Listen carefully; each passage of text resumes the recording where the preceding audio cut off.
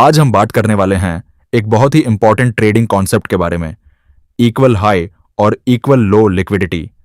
अगर आप ट्रेडिंग करते हैं तो आपने देखा होगा कि प्राइस अक्सर किसी स्पेसिफिक लेवल को टच करती है, थोड़ा ऊपर जाती है, फिर वापस आती है और फिर से उसी लेवल को छूकर शार्प रिवर्सल लेती है। या फिर कभी कभी आपका स्टॉप लॉस हिट होने के तुरंत बाद मार्केट आपकी डायरेक्शन में चला जाता है। यह सब रैंडमली नहीं होता, इसके पीछे लिक्विडिटी का गेम चल रहा होता है।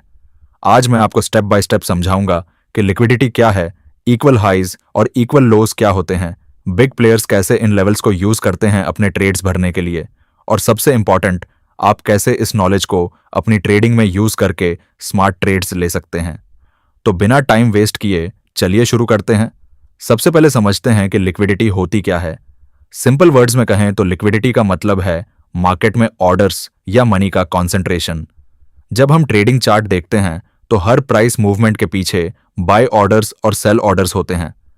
लिक्विडिटी वो एरियाज होते हैं जहां बहुत सारे बाय या सेल ऑर्डर्स एक साथ इकट्ठे होते हैं, यानी ऑर्डर्स का एक बड़ा पूल। अब सवाल यह है कि यह ऑर्डर्स इकट्ठे होते कहां हैं। मार्केट में प्राइस तभी मूव होती है जब एक साइड के ऑर्डर्स दूसरी साइड के ऑर्डर्स से मैच हों। अगर आपको बाय करना है तो किसी को सेल करना पड़ेगा और वाइस वर्सा। जब किसी स्पेसिफिक लेवल पर बहुत सारे ऑर्डर्स इकट्ठे हो जाते हैं तो वो एरिया लिक्विडिटी पूल बन जाता है। ये लिक्विडिटी पूल्स मार्केट के लिए बहुत जरूरी हैं क्योंकि बिना इनफ ऑर्डर्स के कोई भी सिग्निफिकेंट प्राइस मूवमेंट नहीं हो सकता। Think of it like this, अगर कोई बड़ा इंस्टीट्यूशनल ट्रेडर 10,000 शेयर्स बाय करना चाहता है तो उसे 10,000 शेयर्स सेल करने वाले लोग भी चाहिए। अगर उस लेवल पर इनफ सेल ऑर्डर्स नहीं हैं तो वो एपी ना पूरा ऑर्डर फिल नहीं कर पाएगा। इसीलिए बिग प्लेयर्स उन एरियाज की तलाश करते हैं जहां लिक्विडिटी ज्यादा हो। अब समझते हैं कि लिक्विडिटी इतना इंपॉर्टेंट क्यों है। जब किसी एरिया में सिग्निफिकेंट लिक्विडिटी होती है तो वो एरिया प्राइस के लिए एक मैग्नेट की तरह काम करता है। मतलब प्राइस नेचुरली उन एरियाज की तरफ ड्रिफ्ट करती है जहां ज्यादा ऑर्डर्स पड़े हुए हैं। ये ऐसे समझिए, अगर किसी लेवल पर 1000 बाय ऑर्डर्स हैं और दूसरे लेवल पर सिर्फ 50 बाय ऑर्डर्स हैं तो मार्केट मेकर्स और इंस्टीट्यूशंस उस लेवल को टारगेट करेंगे जहां ज्यादा ऑर्डर्स हैं, क्योंकि वहां वो अपने बड़े ट्रेड्स आसानी से फिल कर सकते हैं। प्राइस तब तक किसी लिक्विडिटी पूल की तरफ बढ़ती रहती है जब तक वो उस पॉइंट को हिट नहीं कर लेती जहां इनफ ऑर्डर्स हैं जो एक सिग्निफिकेंट रिएक्शन या बिग मूव क्रिएट कर सकें। यहीं पर शार्प रिवर्सल्स, बिग ब्रेकआउट्स या सडन रिजेक्शंस देखने को मिलते हैं। एक बार जब उस लेवल पर पड़े हुए सारे ऑर्डर्स एग्जीक्यूट हो जाते हैं, जिसे हम लिक्विडिटी स्वीप या लिक्विडिटी ग्रैब कहते हैं, तो प्राइस अक्सर ऑपोजिट डायरेक्शन में तेजी से मूव करती है। यह इसलिए होता है क्योंकि जो बड़े प्लेयर्स उन ऑर्डर्स को खरीद या बेच रहे थे, अब वो ऑपोजिट डायरेक्शन में अपनी पोजीशंस ले रहे होते हैं। अब बात करते हैं कि लिक्विडिटी बनती कैसे है और किस टाइप के ऑर्डर्स से बनती है। मुख्य रूप से दो एरियाज होते हैं जहां लिक्विडिटी कॉन्सेंट्रेट होती है, स्विंग हाइज के ऊपर और स्विंग लोज के नीचे। आइए दोनों को डिटेल में समझते हैं।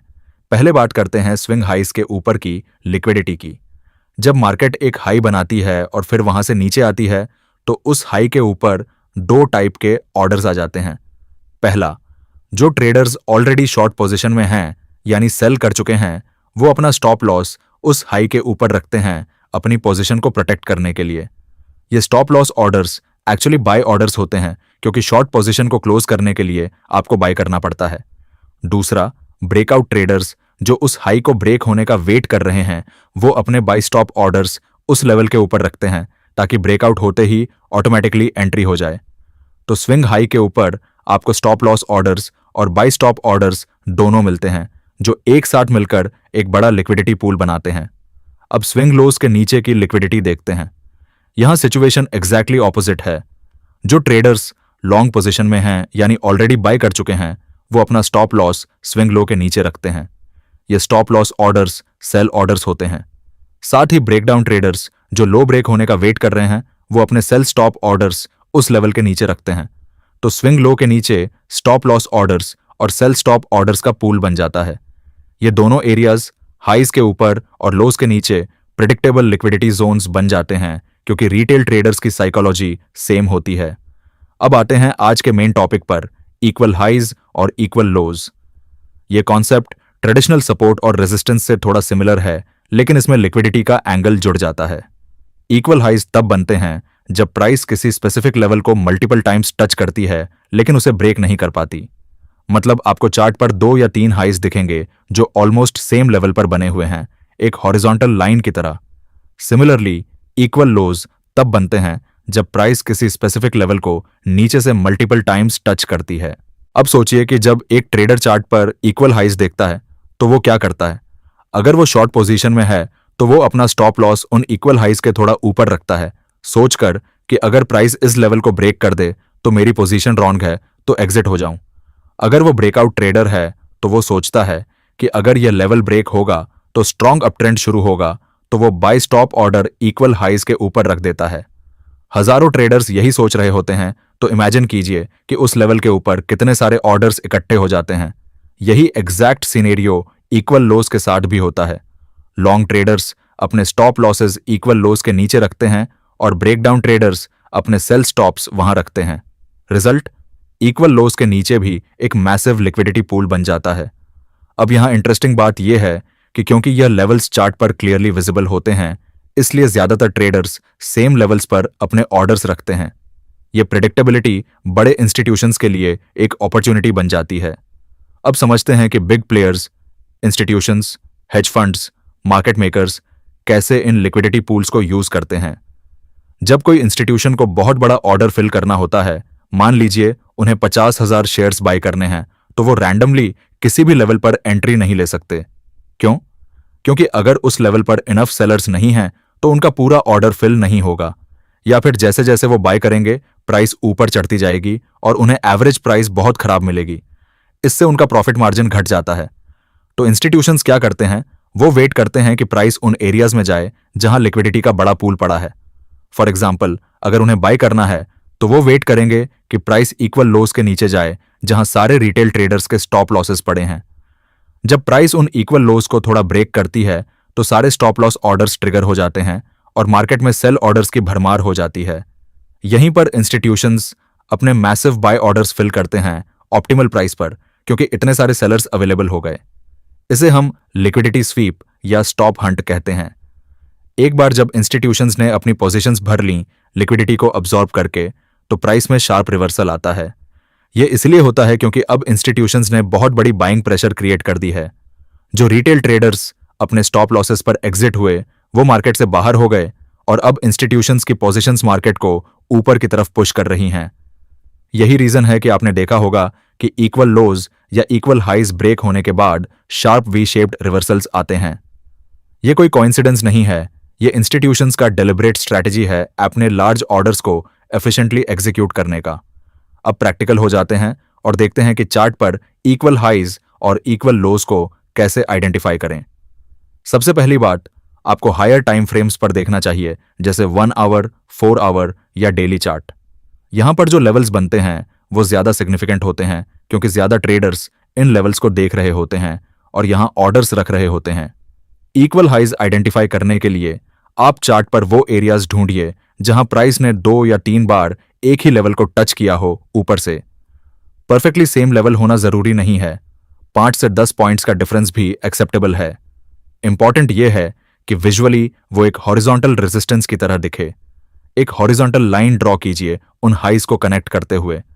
अब आप देखेंगे कि प्राइस बार बार उस लेवल पर जाकर रिजेक्ट हो रही है। यह लेवल इक्वल हाई है और इसके ऊपर लिक्विडिटी पड़ी हुई है।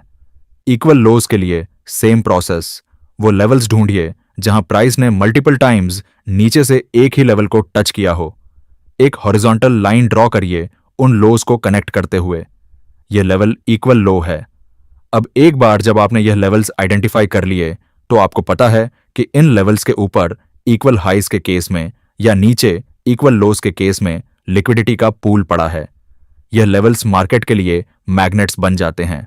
आप देखेंगे कि प्राइस बार बार इन लेवल्स की तरफ आकर्षित होती है और इवेंचुअली इन्हें स्वीप करके शार्प मूव लेती है। अब सबसे इंपॉर्टेंट पार्ट, आप इस नॉलेज को अपनी ट्रेडिंग में कैसे यूज करें। पहली और सबसे जरूरी बात जो आपको समझनी है वो ये है, आपको लिक्विडिटी नहीं बनना है बल्कि लिक्विडिटी को यूज करना है। क्या मतलब है इसका? मतलब यह कि आपको उन रिटेल ट्रेडर्स की कैटेगरी में नहीं आना है जो अपने स्टॉप लॉसेस प्रिडिक्टेबल लेवल्स पर रखते हैं और इंस्टीट्यूशंस के लिए लिक्विडिटी प्रोवाइड करते हैं। सबसे कॉमन मिस्टेक जो ट्रेडर्स करते हैं वो ये है कि वो इक्वल हाइज के नीचे बाय करते हैं या इक्वल लोस के ऊपर सेल करते हैं और अपना स्टॉप लॉस उन लेवल्स के दूसरी तरफ रखते हैं। फॉर एग्जाम्पल, अगर इक्वल हाइज बने हैं तो रिटेल ट्रेडर सोचेगा कि ये रेजिस्टेंस है तो मैं यहां से सेल करूंगा और स्टॉप लॉस इक्वल हाइज के ऊपर रखूंगा। Sounds logical, right? लेकिन प्रॉब्लम यह है कि इंस्टीट्यूशंस एग्जैक्टली यही एक्सपेक्ट कर रहे हैं। वो जानते हैं कि इक्वल हाइज के ऊपर हजारों स्टॉप लॉसेस पड़े हैं तो वो प्राइस को वहां पुश करेंगे, सारे स्टॉप लॉसेस ट्रिगर करवाएंगे, अपनी पोजीशंस फिल करेंगे और फिर प्राइस को नीचे ले आएंगे। तो फिर क्या करना चाहिए? स्ट्रैटेजी ये है कि आपको वेट करना चाहिए इक्वल हाइज या इक्वल लोस के स्वीप होने का। मतलब जब प्राइस इक्वल हाइज को ब्रेक करके थोड़ा ऊपर जाए लिक्विडिटी को ग्रैब करने के लिए और फिर तुरंत वापस नीचे आए, तब आप सेल पोजीशन ले सकते हैं। सिमिलरली, जब प्राइस इक्वल लोस को ब्रेक करके थोड़ा नीचे जाए, सारे स्टॉप लॉसेस ट्रिगर हो जाएं और फिर शार्प रिवर्सल आए, तब आप बाय कर सकते हैं। इस तरह आप इंस्टीट्यूशंस के साथ ट्रेड कर रहे हैं, अगेंस्ट नहीं। आप वो लिक्विडिटी नहीं हैं जिसे ग्रैब किया जा रहा है, बल्कि आप वो ट्रेडर हैं जो इंस्टीट्यूशंस की स्ट्रैटेजी को समझकर उनके साथ चल रहा है। चलिए कुछ प्रैक्टिकल सिनारियोज देखते हैं। मान लीजिए आप डेली चार्ट पर देख रहे हैं और आपको इक्वल लोस दिख रहे हैं जहां प्राइस 3 बार 18,500 लेवल को टच करके बाउंस कर चुकी है। अब प्राइस फिर से उस लेवल की तरफ आ रही है। मोस्ट रिटेल ट्रेडर्स क्या करेंगे? वो 18,500 के पास बाय करेंगे, सोचकर कि यह स्ट्रॉन्ग सपोर्ट है, और अपना स्टॉप लॉस 18,450 पर रखेंगे, यानी इक्वल लोस के नीचे। लेकिन अब आप लिक्विडिटी का कंसेप्ट जानते हैं तो आप समझते हैं कि 18,500 के नीचे मैसिव बाय स्टॉप लॉसेस का पूल पड़ा है। तो आप क्या करेंगे? आप वेट करेंगे। प्राइस 18,500 को ब्रेक करती है, 18,480 तक जाती है, सारे स्टॉप लॉसेस ट्रिगर हो जाते हैं और तभी आप देखते हैं एक स्ट्रॉन्ग बुलिश रिजेक्शन कैंडल, एक लॉन्ग विक के साथ, जो नीचे की लिक्विडिटी को ग्रैब करके तुरंत ऊपर आ गई। यहां पर आप बाय एंट्री ले सकते हैं क्योंकि अब इंस्टीट्यूशंस ने अपनी पोजीशंस फिल कर ली हैं और प्राइस को ऊपर पुश करना शुरू कर दिया है। आपका स्टॉप लॉस 18,450 के नीचे रहेगा और टारगेट अगले रेजिस्टेंस या इक्वल हाइज तक। दूसरा एग्जांपल इक्वल हाइज का। मान लीजिए 19,200 लेवल पर इक्वल हाइज बने हैं। प्राइस 2 बार वहां जाकर रिजेक्ट हुई है। प्राइस तीसरी बार 19,200 की तरफ आ रही है। रिटेल ट्रेडर्स यहां सेल करेंगे और स्टॉप लॉस 19,250 पर रखेंगे। लेकिन आप वेट करते हैं। प्राइस 19,200 को ब्रेक करती है, 19,230 तक जाती है, सारे स्टॉप लॉसेस हंट हो जाते हैं और फिर एक स्ट्रॉन्ग बेरिश रिजेक्शन कैंडल बनती है। यहां पर आप सेल एंट्री ले सकते हैं विद स्टॉप लॉस 19,250 के ऊपर और टारगेट अगले इक्वल लोज या सपोर्ट लेवल तक। कुछ एडवांस टिप्स जो आपकी ट्रेडिंग को और बेटर बना सकती हैं। पहली बात, सभी इक्वल हाइज या इक्वल लोज इक्वली इंपॉर्टेंट नहीं होते। आपको उन लेवल्स को प्रायोरिटी देनी चाहिए जो हायर टाइम फ्रेम्स पर बने हों। डेली चार्ट पर बने इक्वल हाइज 15 मिनट चार्ट के इक्वल हाइज से ज्यादा सिग्निफिकेंट होंगे क्योंकि ज्यादा ट्रेडर्स उन लेवल्स को ट्रैक कर रहे होंगे। दूसरी इंपॉर्टेंट बात, ट्रेंड के साथ ट्रेड करें। अगर ओवरऑल ट्रेंड बुलिश है तो इक्वल लोस के स्वीप पर बाय सेटअप्स ज्यादा रिलायबल होंगे। सिमिलरली, बेरिश ट्रेंड में इक्वल हाइज के स्वीप पर सेल सेटअप्स बेटर काम करेंगे। काउंटर ट्रेंड ट्रेड्स भी पॉसिबल हैं, लेकिन उनमें रिस्क ज्यादा होता है। ट्रेंडिंग मार्केट में इक्वल हाइज और इक्वल लॉज आपको बैड जोन फिल्टर करने में मदद करते हैं, यानी वो एरियाज जहां आपको ट्रेड नहीं लेना चाहिए। फॉर एग्जाम्पल, स्ट्रॉन्ग अपट्रेंड में अगर इक्वल लोज बन रहे हैं लेकिन प्राइस उन्हें स्वीप नहीं कर रही, तो आप समझ सकते हैं कि बाइंग प्रेशर बहुत स्ट्रॉन्ग है और आपको शॉर्ट पोजीशंस अवॉइड करनी चाहिए। तीसरी टिप, वॉल्यूम और मोमेंटम देखें स्वीप के समय। एक जेन्युइन लिक्विडिटी स्वीप में आप देखेंगे कि जब प्राइस इक्वल हाइज या लोज को ब्रेक करती है तो वॉल्यूम स्पाइक होता है और फिर रिवर्सल कैंडल में भी स्ट्रॉन्ग मोमेंटम होता है। अगर प्राइस बहुत स्लोली और लो वॉल्यूम में इक्वल हाइज को ब्रेक कर रही है तो हो सकता है कि यह जेन्युइन ब्रेकआउट हो, ना कि लिक्विडिटी स्वीप। इसलिए हमेशा कॉन्फर्मेशन वेट करें। एक strong rejection candle, high volume और क्लियर रिवर्सल पैटर्न, इन सब चीजों को कंबाइन करके आप हाई प्रोबेबिलिटी सेटअप्स आइडेंटिफाई कर सकते हैं। कुछ कॉमन मिस्टेक्स जो ट्रेडर्स करते हैं लिक्विडिटी ट्रेडिंग में। पहली मिस्टेक, हर इक्वल हाई या इक्वल लो को ट्रेड करने की कोशिश करना। याद रखें, आपको सेलेक्टिव होना है। सिर्फ वही सेटअप्स लें जो क्लियर हों, हायर टाइम फ्रेम पर हों और ट्रेंड के साथ अलाइन हों। दूसरी मिस्टेक, स्वीप होते ही इमीडिएटली एंट्री ले लेना। हमेशा कॉन्फर्मेशन वेट करें, एक स्ट्रॉन्ग रिवर्सल कैंडल या फिर छोटे टाइम फ्रेम पर शिफ्ट ऑफ स्ट्रक्चर। तीसरी मिस्टेक, स्टॉप लॉस को बहुत टाइट रखना। लिक्विडिटी स्वीप में प्राइस थोड़ा ज्यादा भी जा सकती है एक्सपेक्टेड लेवल से, तो अपने स्टॉप लॉस को रीजनेबल डिस्टेंस पर रखें। चौथी बड़ी मिस्टेक, रिस्क मैनेजमेंट इग्नोर करना। सिर्फ इसलिए कि आपको एक गुड लिक्विडिटी सेटअप दिख रहा है, इसका मतलब यह नहीं कि आप अपनी पूरी कैपिटल रिस्क कर दें। हमेशा प्रॉपर पोजीशन साइजिंग यूज करें। अपनी टोटल कैपिटल का मैक्सिमम 1 से 2% किसी भी एक ट्रेड में रिस्क करें और हमेशा रिस्क रिवॉर्ड रेशियो चेक करें। आइडियल है कि आप मिनिमम 1:2 का रेशियो टारगेट करें। मतलब अगर आप 100 पॉइंट्स रिस्क कर रहे हैं तो टारगेट कम से कम 200 पॉइंट्स का होना चाहिए। तो दोस्तों, आज हमने डिटेल में समझा कि इक्वल हाई और इक्वल लो लिक्विडिटी क्या होती है और कैसे काम करती है। हमने सीखा कि लिक्विडिटी वो एरियाज हैं जहां बहुत सारे ऑर्डर्स कॉन्सेंट्रेटेड होते हैं, स्पेसिफिकली स्विंग हाइज के ऊपर और स्विंग लोज के नीचे। इक्वल हाइज और इक्वल लॉज वो प्रेडिक्टेबल लेवल्स होते हैं जहां रिटेल ट्रेडर्स अपने स्टॉप लॉसेस रखते हैं, जो इंस्टीट्यूशंस के लिए लिक्विडिटी पूलज बन जाते हैं। सबसे इंपॉर्टेंट लेसन ये है कि आपको लिक्विडिटी बनने से बचना है। ट्रेडिशनल सपोर्ट रेजिस्टेंस ट्रेडिंग की तरह ब्लाइंडली इक्वल हाइज के नीचे बाय ना करें या इक्वल लोज के ऊपर सेल ना करें। इंस्टेड वेट करें लिक्विडिटी स्वीप का, जब प्राइस उन लेवल्स को ब्रेक करके स्टॉप लॉसेस ग्रैब करे और फिर शार्प रिवर्सल ले। यहीं पर इंस्टीट्यूशंस अपनी पोजीशंस फिल करते हैं और अगर आप इस मोमेंट को पकड़ लें तो आप इंस्टीट्यूशंस के साथ ट्रेड कर रहे हैं। याद रखें कि यह एक स्किल है जो प्रैक्टिस से डेवलप होती है। चार्ट्स पर बैक टेस्टिंग करें, इक्वल हाइज और लोज आइडेंटिफाई करना सीखें और देखें कि कैसे प्राइस उन लेवल्स के साथ इंटरैक्ट करती है। इनिशियली आपको हर सेटअप में एंट्री लेने का टेम्पटेशन होगा, लेकिन पेशेंस रखें और सिर्फ हाई क्वालिटी सेटअप्स का वेट करें। रिस्क मैनेजमेंट हमेशा प्रायोरिटी पर रखें। कोई भी स्ट्रैटेजी 100% एक्यूरेट नहीं होती, इसलिए लॉसेस को मैनेज करना जीतने जितना ही इंपॉर्टेंट है। अगर यह वीडियो हेल्पफुल लगा तो लाइक करें, शेयर करें और चैनल को सब्सक्राइब करना ना भूलें। कमेंट्स में बताइए कि आपने लिक्विडिटी के बारे में क्या नया सीखा।